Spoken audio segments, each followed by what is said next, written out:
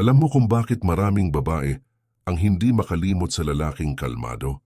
Hindi dahil siya yung pinakapogi, hindi dahil siya yung pinakamayaman, at kadalasan, hindi rin dahil siya yung pinakasweet, kundi dahil may kakaibang presence ang lalaking hindi madaling matinag, habang karamihan ng lalaki sobrang reactive. Konting scene zone, praning agad. Konting cold treatment, habol agad. Konting problema, nawawala agad composure. Yung lalaking tunay na kalmado. Iba. Hindi siya maingay para mapansin. Hindi siya nagyayabang para magmukhang mataas. Hindi siya pilit nagpapaka-alpha. Pero pag pumasok siya sa kwarto, ramdam mo. At ito ang hindi naiintindihan ng maraming lalaki. Ang mga babae. Emotionally sensitive sila sa energy ng lalaki. Hindi lang sa salita, hindi lang sa looks, hindi lang sa pera. Nararamdaman nila kung ang lalaki ba ay emotionally weak, insecure, needy, o grounded at kontrolado ang sarili. At sa mundo ngayon kung saan karamihan naghahabol ng validation, ang lalaking tahimik pero confident, sobrang rare, kaya nakaka-addict siya. Sa video na to, pag-uusapan natin bakit attracted ang mga babae sa calm masculine men, bakit mas powerful ang emotional control kaysa pagiging loud at dominant, paano nagiging magnetic ang isang lalaking hindi needy, at paano mo mabubuild yung klaseng masculine presence na automatic na re-respeto ng tao. At hindi ito tungkol sa pagiging toxic alpha male. Hindi rin ito tungkol sa manipulation. Ito ay tungkol sa pagiging emotionally solid na lalaki. Kasi sa totoo lang, ang tunay na masculine energy, hindi kailangang ipilit, tahimik lang siya, pero mabigat ang dating. Part 1. Bakit nakaka-attract ang kalmadong lalaki? May isang bagay na hindi masyadong pinag-uusapan tungkol sa attraction. At ito yun. People are attracted to emotional stability. Hindi lang babae, kahit tao in general. Isipin mo, kapag may lalaking sobrang emotional sa maliit na bagay, madaling magalit, madaling magselos, madaling maapektuhan, anong nararamdaman mo? Parang unstable, parang kailangan lagi siyang i-manage emotionally. Nakakapagod. Ngayon compare mo sa lalaking kahit stressful ang situation. Compose pa rin. Hindi siya nagwawala. Hindi siya nagmamakaawa. Hindi siya nagbe-breakdown sa harap ng lahat. May calmness siya. At ang calmness na yan, subconsciously nagbibigay ng feeling ng safety. At ito ang hindi naiintindihan ng karamihan. Ang feminine energy naturally attracted sa masculine structure. At ang masculine structure, hindi lang muscles o malalim na boses. Isa sa pinakamalaking sign ng masculinity ay emotional control. Yung tipong, hindi ko kailangang sumabog para patunayan na malakas ako. Kasi ang lalaking kontrolado ang emotions niya, ibig sabihin kaya niyang kontrolin ang sarili niya. At ang tao may control sa sarili, powerful yan. Practical example, may dalawang lalaki. Yung una, pag di na-replyan ng 2 hours, may iba ka na ba? Bakit di ka nagre-reply? Galit ka ba sa akin? Yung pangalawa, busy rin sa sariling buhay. Hindi siya paranoid. Hindi siya umiikot buong mundo sa atensyon ng babae. Sino sa tingin mo mas attractive? Yung una kasi emotionally dependent. Yung pangalawa may sariling mundo. At ang lalaki na may sariling direction sa buhay, sobrang attractive naturally. Hindi dahil bad boy siya, kundi dahil hindi siya desperate. At tandaan mo to, desperation kills attraction, habang calmness creates mystery, confidence and emotional safety. Part 2. Ang problema sa mga lalaking sobrang reactive. Maraming lalaki akala nila masculinity means pagiging dominant, maangas o controlling. Pero minsan ang totoo, yung sobrang reactive na lalaki. Siya pa yung emotionally weak. Isipin mo, konting disrespect, galit agad. Konting disagreement, sigaw agad. Konting insecurity, selos agad. Parang wala siyang emotional breaks. At ang irony, mas lalong nawawala respect ng babae sa ganong lalaki. Kasi ang tunay na strength, hindi yung kaya mong manakit o sumigaw. Ang tunay na strength, yung kaya mong magstay calm kahit may pressure. Parang lion. Hindi yan tahol ng tahol tulad ng aso. Tahimik lang yan. Pero alam mong dangerous pag kailangan. Ganon din ang masculine presence. Hindi siya laging naghahanap ng away. Hindi siya kailangan manakot kasi secure siya sa sarili niya. Practical example ulit. Imagine na nasa argument kayo, yung isang lalaki, fine. Bahala ka, umalis ka. Emotionally explosive. Yung isang lalaki, okay, naiintindihan kita. Pag pareho na tayong kalmado, pag-usapan natin. Sino mukhang mas mature? Sino mukhang mas may control? At eto pa, kapag reactive ang lalaki, ipinapakita niya na ibang tao ang may control sa emotions niya. Ibig sabihin, madaling manipulahin. Pero ang calm masculine man, hindi ibig sabihin wala siyang emotions. Meron. Pero hindi siya alipin ng emotions niya. At malaking difference yon. Kasi maraming lalaki ngayon, controlled by ego, controlled by lust, controlled by insecurity, controlled by validation, kaya sila madaling madrain emotionally. Habang yung lalaking grounded, hindi kailangan manalo sa lahat ng argument, hindi kailangan laging tama, hindi kailangan ng attention para maramdaman na valuable siya. Sobrang lakas ng energy na yon. Part 3. Bakit hindi needy ang mga masculine men? Isa sa pinakamabilis makasira ng attraction, neediness. At hindi lang ito sa relationships, kahit sa friendship, kahit sa trabaho, kahit saan. Kasi ang needy energy parang nagsasabing, please validate me, please piliin mo ko, please wag mo kong iwan. At kahit hindi sabihin verbally, nararamdaman yan. Kaya minsan may lalaki na mabait naman, mahalaga naman, pero bakit parang nawawala ng attraction yung babae?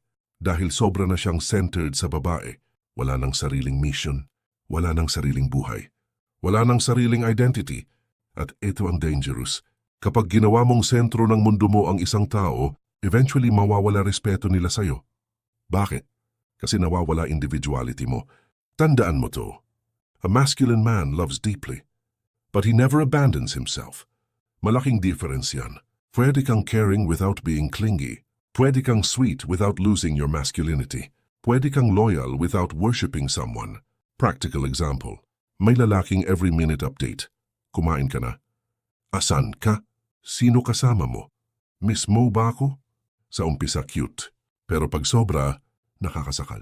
Ngayon compare mo sa lalaking may sariling goals, may sariling priorities, may sariling discipline, at hindi umiikot sa validation ng ibang tao. Mas attractive siya kasi may abundance energy. Parang sinasabi niya subconsciously, kompleto ako kahit wala kang validation. At ironically, yun yung mas nakakakuha ng attraction. Dahil confidence is attractive. Hindi yung fake confidence na maingay, kundi yung tahimik na confidence. Part 4. Ang tunay na kahulugan ng masculinity. Sa social media ngayon, sobrang distorted na ng masculinity. Akala ng iba, pag maraming babae, masculine, case, escausiste, pag mayabang, masculine, pag dominante, masculine, pag walang emosyon, masculine, pero hindi yan tunay na masculinity. Ang tunay na masculine energy, disciplined, grounded, protective, emotionally stable, tayo may direksyon sa buhay at higit sa lahat, reliable. Yung tipo ng lalaki na kahit magulo paligid, hindi nawawala composure. Yung kaya mag-lead hindi dahil controlling siya, kundi dahil trusted siya. At alam mo bakit attractive yan? Kasi maraming tao emotionally chaotic. Maraming tao walang direction, walang control sa sarili, walang consistency. Kaya pag may lalaking stable, sobrang magnetic. Parang anchor sa gitna ng bagyo. Practical example, kapag may financial problem, yung isang lalaki panic agad, patay na tayo. Wala na, finish na. Yung masculine man, okay, mahirap situation natin ngayon pero gagawa tayo paraan. Parehong stressed. Pero magkaiba ng response. At dun pumapasok ang leadership. Hindi perfect ang masculine man. Hindi robot. Pero kahit pressured, kaya pa rin mag-isip ng maayos. At malaking bagay yun sa attraction. Kasi subconsciously, people trust calm leadership. Part 5. Bakit mas nakaka-addict ang tahimik na confidence? Ang insecurity, maingay. Pero ang tunay na confidence, tahimik. Yung insecure na lalaki, laging flex, laging nagpapakitang gilas, laging naghahanap approval. Tasking kangtong kaswainas mastise. Laging gusto siyang pansinin. Pero yung tunay na confident, hindi niya kailangan patunayan sarili niya every minute kasi secure siya. At ang security sa sarili, sobrang rare ngayon. Practical example, may lalaking lagi post ng post para magpapansin sa specific girl. May isa namang tahimik lang, focused sa buhay, pero pag nagsalita, may substance. Sino mas intriguing? Usually yung tahimik. Bakit? Kasi mystery creates attraction. Kapag hindi ka emotionally all over the place, mas nagiging composed ang energy mo at ang composed energy, calming. Kaya nga minsan, may lalaki na hindi naman pinakapogi pero sobrang attractive pa rin. Presence, energy, confidence, at hindi yan nabibili. Nabibuild yan through self-respect, experience, discipline, emotional maturity.